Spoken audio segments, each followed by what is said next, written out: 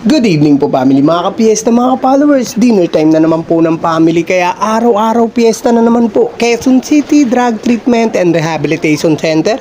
Nagluto po tayo sa kanila ng dinner time nila ng pork gisado po with vegetable. Kaya family, mga ka-fiesta, busog-lusog na naman po ang dinner time natin. Okay, start na po tayo. Mag-isa na po tayo rito ng bawang at sibuyas. Mekos-mekos lang po. At ilalagay ko na nga po itong pork. Ito pong pork na niluluto namin, nilalaga na po namin yan. Kasi po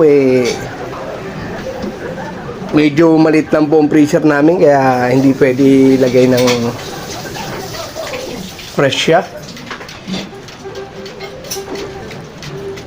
Okay, mekos-mekos lang po. Nilagyan ko na rin po yan ng toyo. Yung mga pantimpla po, paminta, saka yung cubes. Ito na po yung sabaw. Mekos-mekos lang po.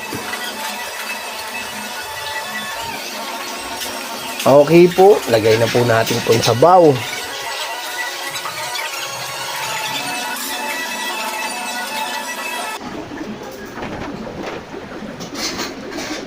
At ilalagay ko na nga po itong ibang gulay niya, patatas po at carrots. Okay po, magtataka na naman po yung mga basher ko dyan.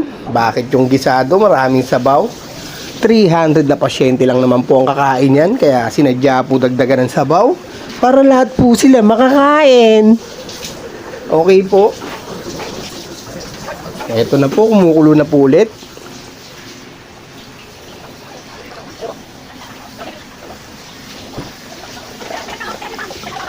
Mekos-mekos po.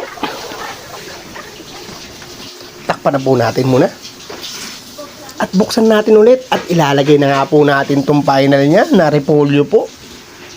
Ito po ang magpapasipsip ng sabaw niya. Pagkadaming gulay, di ba? Siyempre para healthy ang family. Mekos-mekos lang po. Ito na nga po. Halos yung sabaw na nilagay ko po dyan,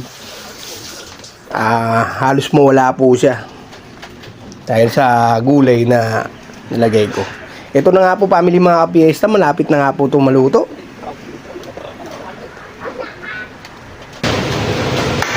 Okay na to! O, diba? Puta.